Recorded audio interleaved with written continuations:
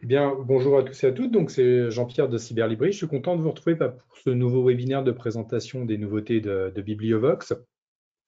C'est un rendez-vous que l'on refait qu'on n'a pas fait depuis le mois de mai. Donc, depuis le mois de mai, je n'ai pas discuté avec vous pour vous présenter les nouveautés de notre fonds. L'idée, c'est de faire un petit tour d'horizon sur les mises à jour qui ont été faites sur Bibliovox ces derniers mois. Donc, pour information, la séance est enregistrée. Euh, Elle sera disponible aussi sur notre chaîne YouTube la semaine prochaine. Pour toutes les personnes qui participent aujourd'hui à la séance, vous allez recevoir un petit mail récapitulatif dans la journée avec l'ensemble des présentations que j'aurais faites, des sélections que j'aurais faites pour ce matin. Donc, voilà un petit peu le cheminement.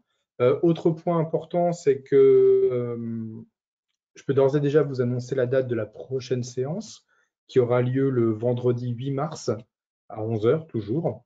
Donc, pareil, dans le petit mail récapitulatif, vous aurez le lien pour pouvoir vous inscrire d'ores et déjà à cette séance. D'autre part, pour toutes les personnes qui suivent la séance sur YouTube, en description de la vidéo, vous retrouverez pareil, tous les liens des sélections et le lien de la prochaine séance également. Donc, voilà un petit peu le topo avant de démarrer. Donc, on va faire une petite séance qui va durer une vingtaine de minutes, grosso modo. L'idée, c'est donc, je vous l'ai dit, hein, de faire au niveau du plan, de faire un petit tour d'horizon sur des mises à jour importantes d'éditeurs. Donc, je vais m'attarder là-dessus en début de séance. Et puis après, partir sur une sélection de livres pratiques, de documentaires, de livres jeunesse et enfin de littérature. Voilà les points que je vais évoquer aujourd'hui pendant cette séance. Donc, on va pouvoir démarrer. Donc, dans un souci de bande passante, comme d'habitude, je coupe ma caméra. Mais en tout cas, n'hésitez pas à écouter le cheminement de la séance. Donc, je vais commencer par les mises à jour éditeurs. Et grosse mise à jour qu'on a eue ces dernières semaines, c'est le Petit Futé. Donc, le Petit Futé nous a envoyé 36 nouveaux titres, donc des mises à jour évidemment pour préparer ses vacances, avec des ouvrages qui vont être dédiés aux régions, à d'autres pays également. Et puis la visite des musées, des chambres d'hôtes également. Donc il y a tous les guides qui sont présents dans ce lien. Alors, vous recevrez évidemment le lien pour avoir accès à l'ensemble des nouveaux titres du Petit Futé qui ont été mis en ligne. Donc pas mal d'ouvrages 2023-2024 sont présents dans cette sélection. Donc, je fais défiler un petit peu les ouvrages, mais vous recevrez le lien et vous pourrez aller voir tous les ouvrages par la suite, si vous le souhaitez.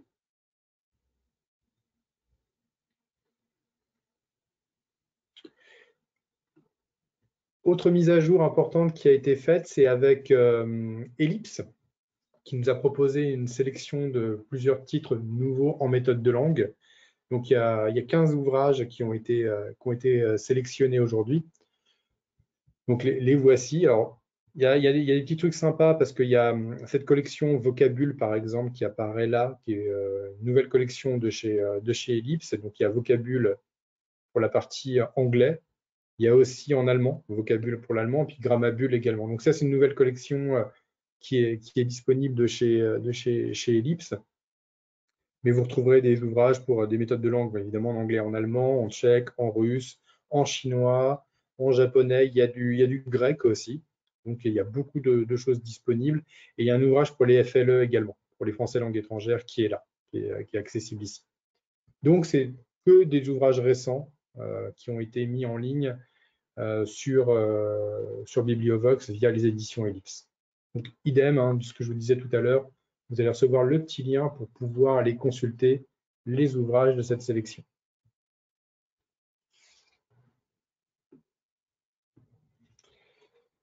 Alors, je vais passer maintenant sur la partie livres pratiques. Et pour les livres pratiques, j'ai retenu 9 ouvrages et je vais m'attarder sur 3 d'entre eux.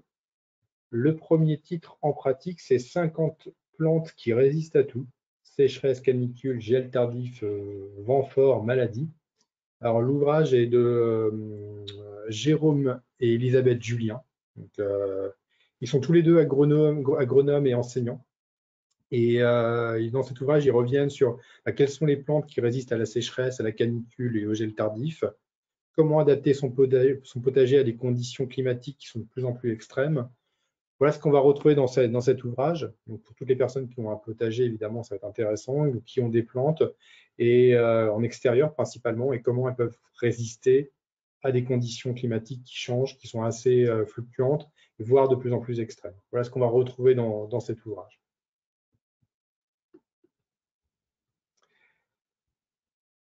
Autre titre que j'ai retenu, c'est le bilan de compétences autrement, pour redonner du sens à votre vie professionnelle. C'est de Marie-Ève Dossé, c'est publié chez Géresso.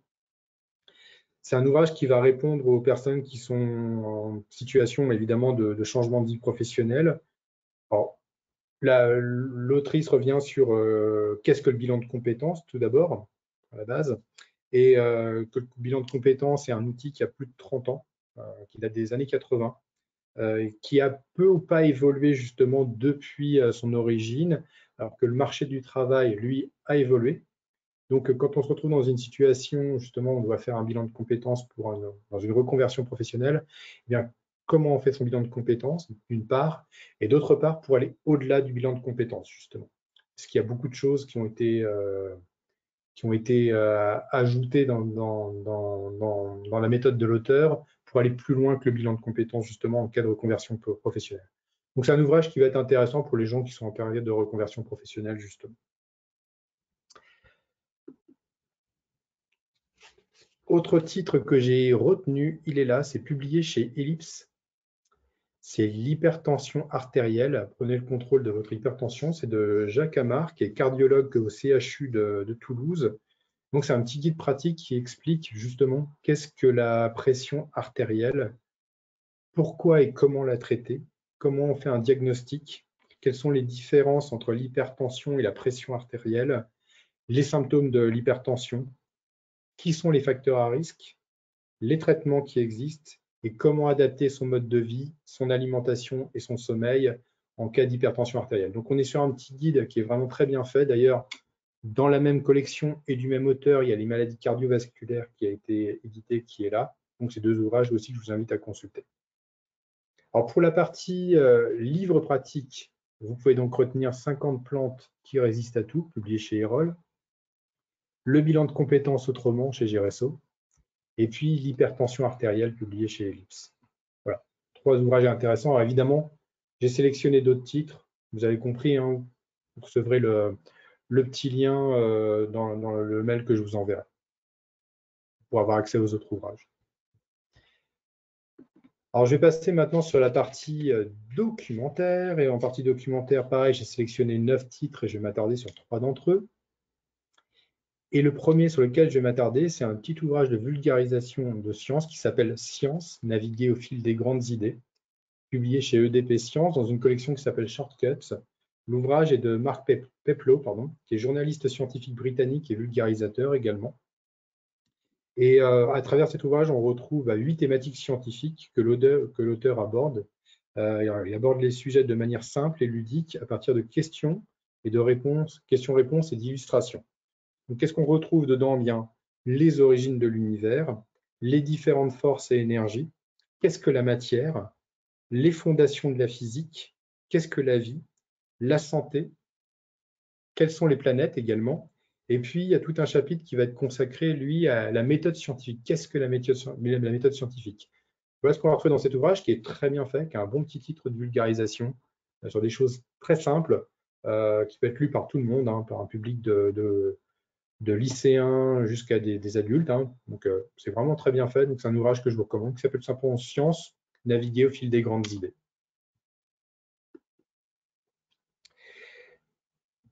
Autre titre que j'ai retenu, il est ici. C'est une histoire du cinéma français.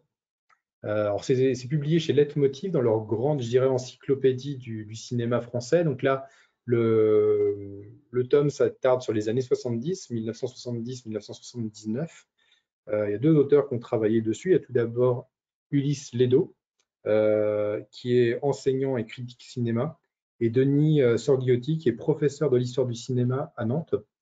Et ils reviennent dans cette encyclopédie justement sur, je dirais, l'âge d'or du cinéma français d'ailleurs. Donc, c'est le nouveau volume de l'histoire du cinéma français et qui nous emmène donc dans les années 70, qui vont être marqués par Claude Sautet. On retrouve dedans les débuts de Bertrand Blier. On retrouve du André Téchinet dedans, du Bertrand Tavernier. Et puis le début de grands acteurs français, je pense à Gérard Depardieu, à Patrick Devers ou encore Miu Miu. Donc voilà ce qu'on va retrouver dans cette encyclopédie qui est excellente, enfin, qui est très bien faite. Oui, évidemment, celui sur les années 60 était très bien aussi, qui est disponible également. Donc c'est un ouvrage que je vous recommande pour les passionnés évidemment de cinéma et de cinéma français classique.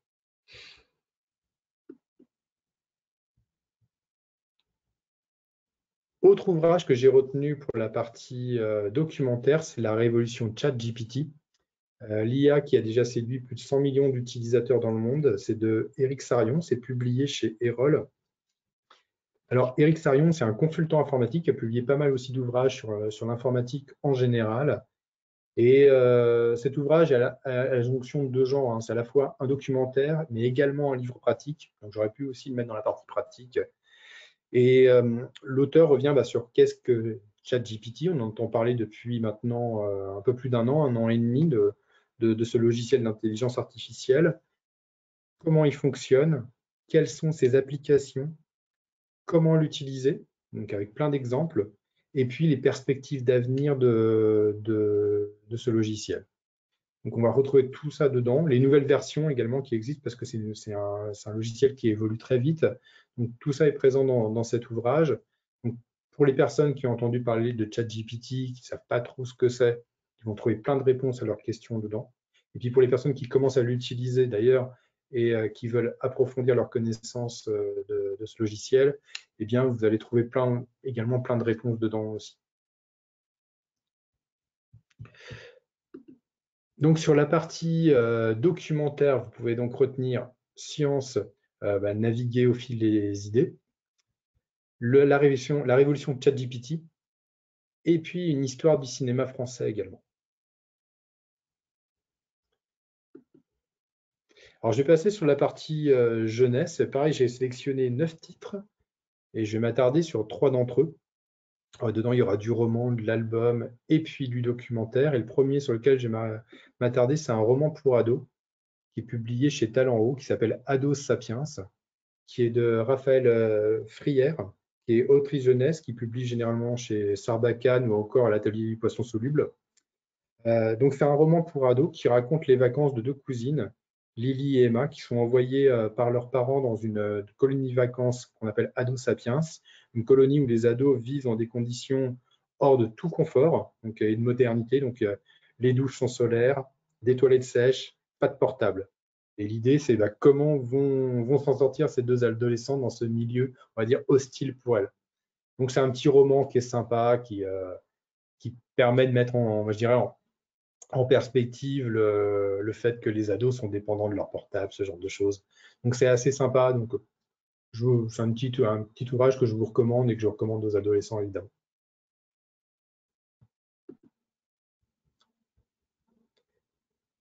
Autre titre que j'ai retenu qui est entre l'album et la bande dessinée qui s'appelle Gervais et Conrad de Iris Boudreau, qui est illustrateur jeunesse et publié aux 400 coups. Donc, Gervais et Conrad, c'est tout simplement une relecture en bande dessinée album, bande dessinée humoristique d'ailleurs, pour enfants, de la fable du cigale de la cigale et de la fourmi. Donc, la cigale, c'est Gervais, la fourmi, c'est Conrad, et on suit les aventures des deux insectes qui tentent de survivre dans un monde compliqué et hostile, mais à la fois burlesque. C'est très drôle, ça peut être lu par des petits. Ça permet de comprendre la fable évidemment de la cigale et la fourmi de La Fontaine. Ça peut être lu à partir de 7 ans, ouais, 7-8 ans. Et c'est vraiment très drôle. Alors c'est assez épais, hein, ça fait 88 pages, mais c'est sous forme de BD, c'est vraiment très bien fait. Donc c'est évidemment un petit ouvrage aux 400 coups que je vous recommande aujourd'hui.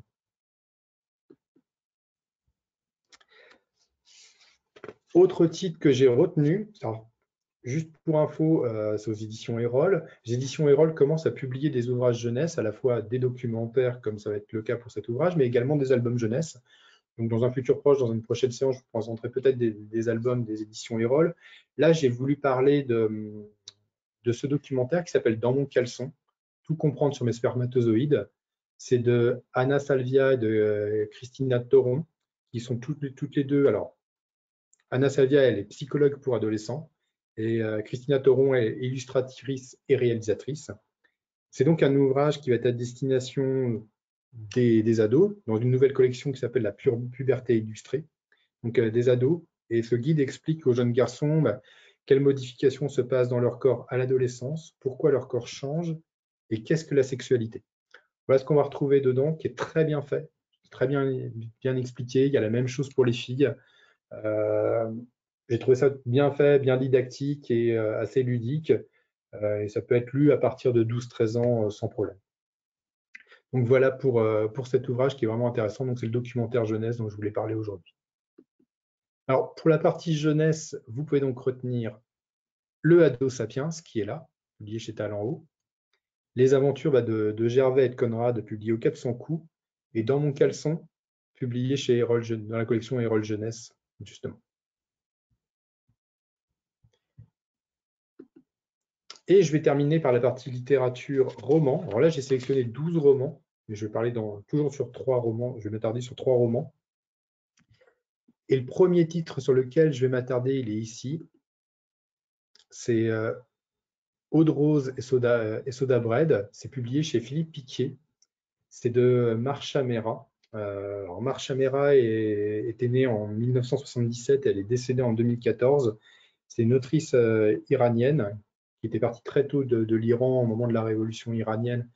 Et avec ses parents, elle est partie vivre en Europe et aux États-Unis à la suite de leur départ. Donc ça, c'est la vie de l'autrice. Elle est donc décédée en 2014. Mais elle avait rencontré un petit succès, je dirais, posthume en France, avec la sortie d'une soupe à la grenade, qui était publiée toujours chez Philippe Piquier il y a 1 an ou 2 maintenant. Et donc, ça, c'est la suite d'une soupe à la grenade. Donc, c'est la suite de ce roman. On retrouve les 3 sœurs Amine, Aminpour, qui, après avoir trouvé un refuge dans un village irlandais, elles ont ouvert un café dans ce village. Mais le destin des 3 sœurs est pas mal bouleversé. On découvre sur le rivage une jeune fille qui a été gravement agressée. Et je dirais toute la vie de ces 3 sœurs, avec leurs pensées, chacune, leurs pensées individuelles, convergent autour de ce fait divers, de cette jeune fille qui a été trouvée gravement blessée sur une plage. C'est bien fait, c'est très bien expliqué. Enfin, c'est un super roman. Donc, c'est un roman que je vous conseille. Évidemment, il est préférable de le lire avant une soupe à la grenade, avant de vous plonger dans ce nouveau roman. Autre titre que j'ai retenu, c'est Plexiglas de Antoine Philéas. C'est publié chez Asphalt. Donc, c'est une petite fiction. Alors, Antoine Philéas, c'est un auteur français qui a publié aussi des livres pour ados à l'École des loisirs.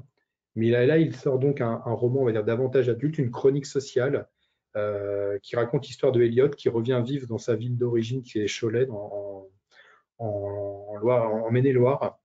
Et ce jeune homme d'une trentaine d'années trouve un travail dans un centre commercial à la périphérie de la ville.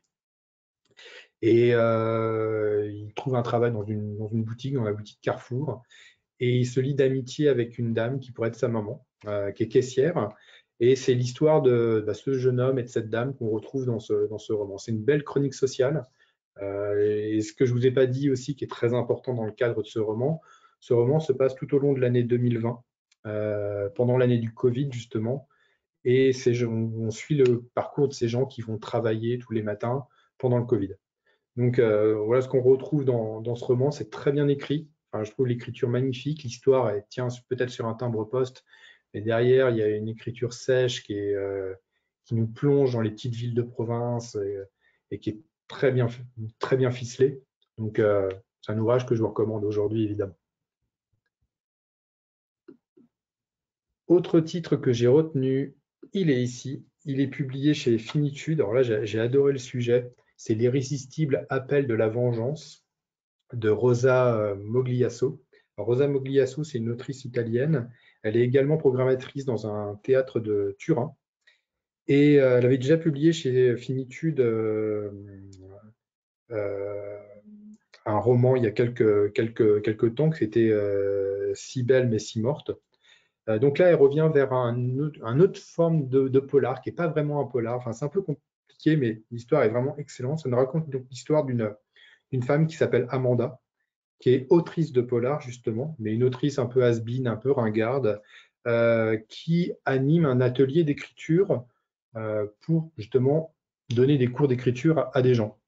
Et elle a l'idée au cours de cet atelier d'écriture, pardon, de créer un roman avec ses élèves. Et puis un roman policier, justement. Et elle va utiliser les idées de ses élèves, elle, pour écrire un autre roman à côté. Donc voilà un petit peu le schéma de cette histoire qui est bien fait, qui est super drôle. Enfin, il y a plein de trucs drôles, il y a plein de quiproquos dedans. C'est toute une réflexion sur les idées qui peuvent venir à un auteur, comment leur viennent les idées d'ailleurs. Et donc voilà ce qu'on va retrouver dans cet ouvrage qui est un bon roman. On passe un bon moment dedans. Donc c'est un ouvrage que je vous recommande évidemment aujourd'hui.